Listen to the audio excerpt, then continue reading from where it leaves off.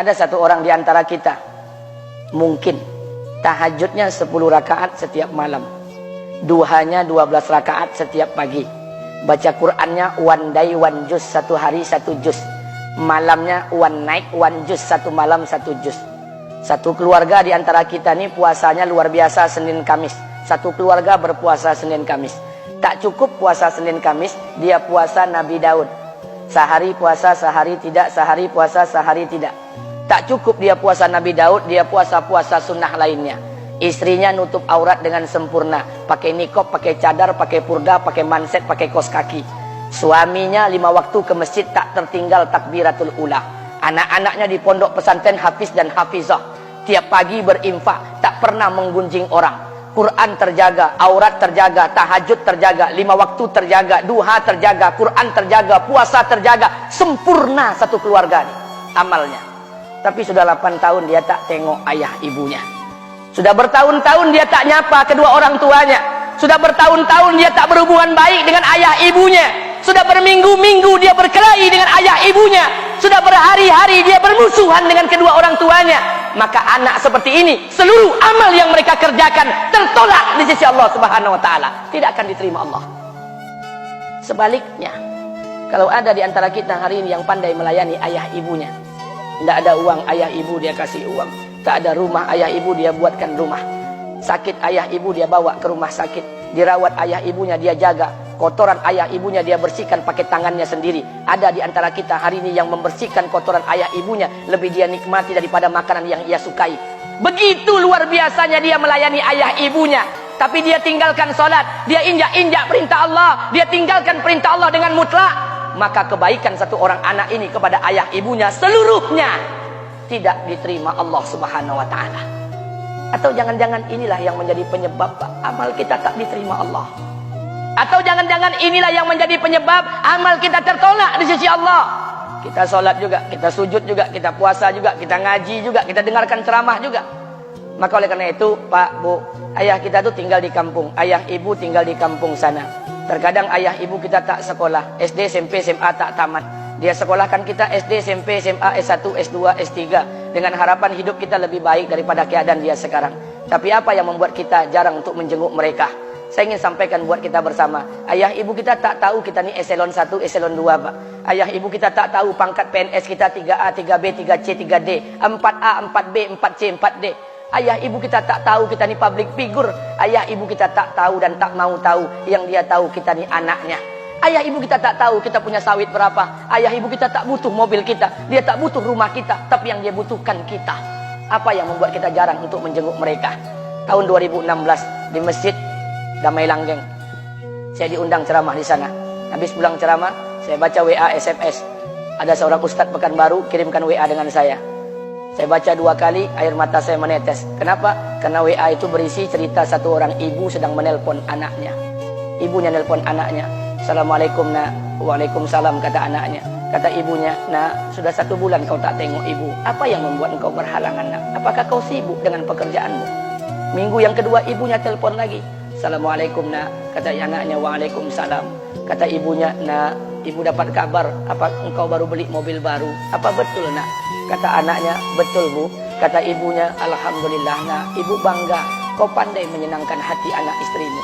Minggu yang ketiga ibunya telepon lagi. Assalamualaikum nak. Kata anaknya, waalaikumsalam.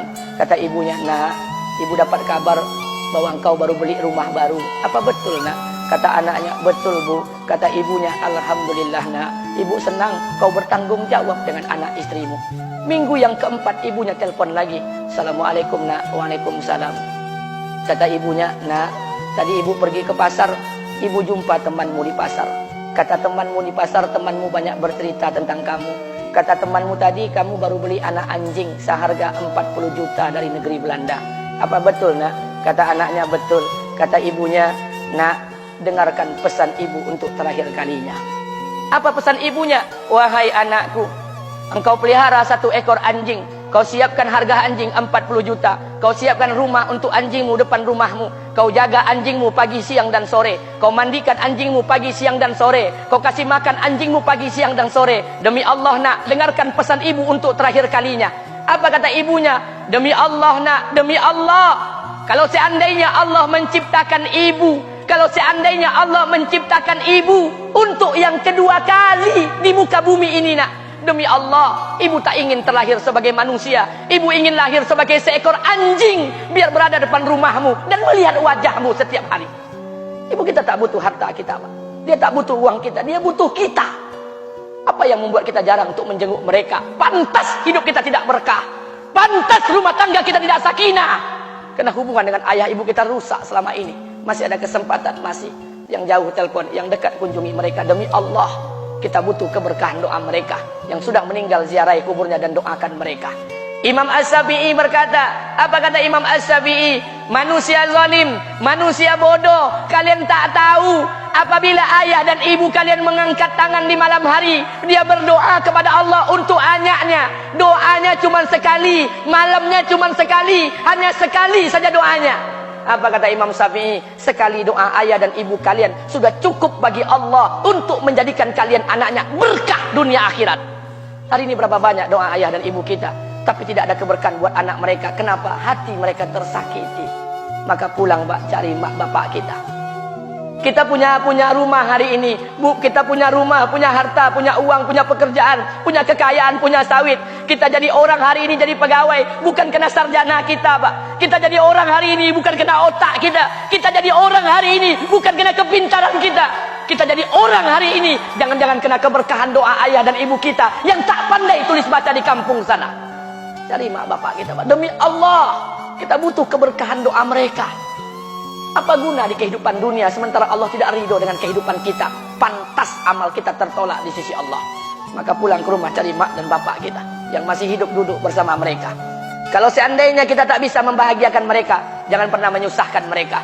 Kalau seandainya kita tak bisa membuat mereka tertawa, jangan pernah membuat mereka menangis. Demi Allah, kita hanya punya satu ayah kandung, kita hanya punya satu ibu kandung. Tidak akan ada ayah kandung yang kedua, tidak akan ada ibu kandung yang kedua. Harta kita cuma satu, ayah kita cuma satu, ibu kita cuma satu. Tidak akan ada ayah kandung yang kedua, tidak akan ada ibu kandung yang kedua.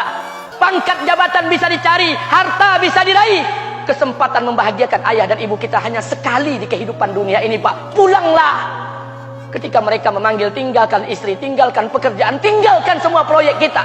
Demi Allah, datangi mereka. Kata Nabi, sesaat kalian duduk bersama ayah dan ibu kalian akan mendatangkan keberkahan. Kenapa kalian tidak duduk bersama mereka? Jangan-jangan inilah yang menjadi penyebab amal-amal